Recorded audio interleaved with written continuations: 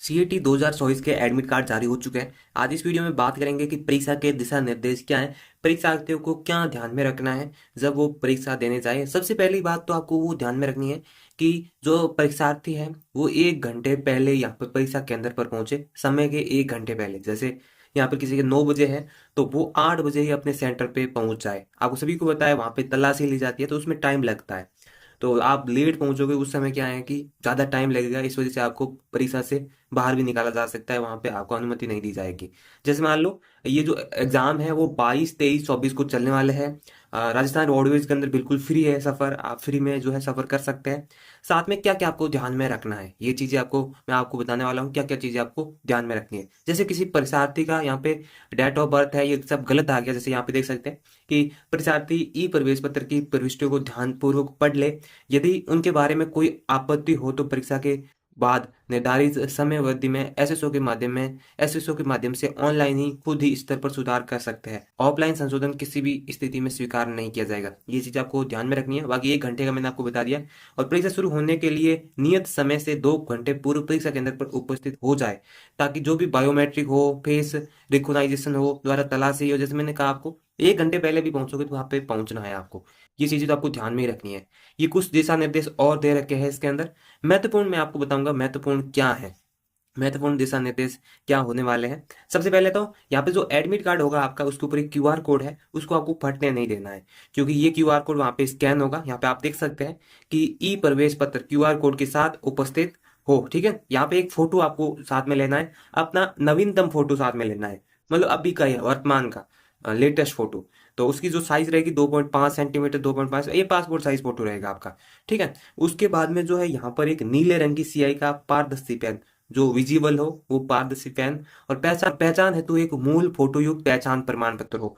Photo युक्त जिसके ऊपर फोटो हो, मतलब जैसे मान लो आधार कार्ड हो गया, आधार कार्ड भी पहचान के लिए हो जाएगा, आइडेंटिटी के लिए, आइडेंटिटी डॉक्यूमेंट के लिए। उसके बाद में आपका जो आधार कार्ड में जन्म तिथि सही होनी चाहिए, जो कि आपके प्रवेश पत्र के आधार पर होनी चाहिए। विशेष परिस्थिति में ही पैन कार्ड, यहाँ पे पासपोर्ट, ड्राइविंग लाइसेंस या मतदाता पहचान पत्र में से कोई एक से मिलान किया जा सकता है। यदि आपके पास आधार कार्ड अवेलेबल नहीं है या फिर आधार कार्ड के अंदर डेट ऑफ बर्थ गलत है, तो आप जो एक्सटर्नल डॉक्यूमेंट पैन कार्ड है, पासपोर्ट है और ड्राइविंग लाइसेंस है और यहाँ पे मतदान पहचान पत्र है, इनका आप उपयोग कर सकते हैं। ठीक है, उसके बाद में यहाँ पे है पहचान पत्र के आधार पर पहचान सुनिश्चित हो जाने के बाद गहन तलाशी के उपरांत ही एवं निर्धारित जो ड्रेस कोड है, निर्धारित निर्धारित ड्रेस कोड में ही आने पर ही परीक्षार्थी को केंद्र में प्रवेश दिया जाएगा। यहाँ पे 5वां महत्वपूर्ण है कि परीक्षा केंद्र के परिसर में नीली स्याही के पारदर्शी बॉल पेन के अलावा अन्य किसी भी प्रकार का pen, purse, bag, mobile, Bluetooth,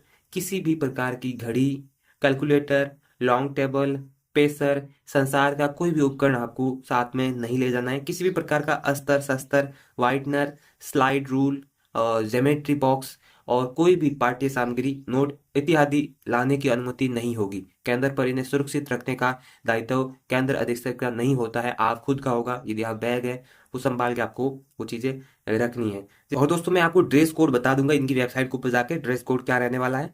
बाकी यहाँ पे परीक्षार्थी जो है मतलब परीक्षा समाप्त होने के बाद ही हॉल छोड़ सकते हैं, पहले नहीं छोड़ सकते। आपको बताइए एसएससी का आपने एग्जाम दिया होगा, उसी तरह इस बार भी एग्जाम होने वाला है ये सीएटी का। उसके बाद में ई प्रवेश पत्र प्रोविजनल है। परीक्षार्थी को परीक्षा में बैठने से पूर्व अपनी पात्रता के संबंध में खुद ही पता लगाना है।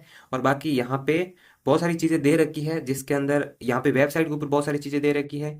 और यहाँ पे मैं आपको बताऊंगा एक महत्वपूर्ण चीज जो है यहाँ पे 16 नंबर, और बहुत महत्वपूर्ण है। और ये जो 15 नंबर है वो भी बहुत महत्वपूर्ण है।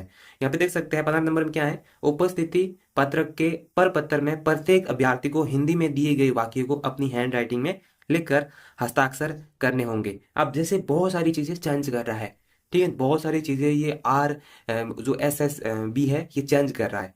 जैसे मान लो हैंड रिटन होगा आपका वहां पे, तो यहाँ पे जैसे एसएससी के अंदर है, एसएससी जीडी का आपने एग्जाम दिया होगा कभी, तो उसी तरीके से हैंड राइटिंग होगा। आप वहां पे आपको एक दिया जाएगा पत्र, उसके ऊपर आपको टाइप करना होगा। दूसरा क्या है, 16 नंबर क्या है कि प्रश्न पत्र में प्रत्येक प्रश्न में 5 ऑप्शन दिए गए होंगे, 5 ऑप्शन होंगे, जिनमें से प्रथम 4 ऑप्शन में से उत्तर के लिए चुनित जो ऑप्शन भरना होगा। मतलब 4 तो ऑप्शन उसके उत्तर होंगे। जैसे मान लो एक क्वेश्चन है जैसे मान लो 13वां ही मान लो, इसके 5 ऑप्शन होंगे, लेकिन 4 शुरुआती जो है वो उसके उत्तर होंगे, और 5वां किस काम का होगा, ये भी आपका सवाल होगा। तो 5वां होगा, उत्तर आपको नहीं देना है। उत्तर आपको नहीं देना है तो आपको 5 नंबर जो है ऑप्शन मतलब ई को सेलेक्ट करना है। यदि आपको उत्तर नहीं देना है तो किसको सेलेक्ट करना है, ई को। उत्तर नहीं देना है तो भी आपको वहां पे सेलेक्ट करना पड़ेगा। क्यों करना पड़ेगा, आप आगे सुनिए। जैसे सभी प्रश्नों में कोई एक विकल्प चयन कर भर लिया गया है, ये सुनिश्चित करने के लिए 10 मिनट आपको अतिरिक्त दिए जाएंगे। तो मतलब महत्वपूर्ण है भाई, करना पड़ेगा चयन।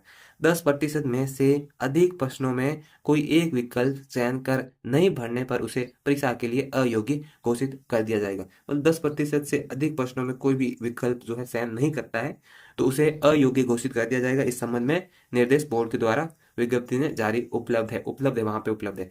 बाकी मैं आपको चीजें बता देता हूँ कि यहाँ पे ड्रेस कोड आपका क्या रहने वाला है।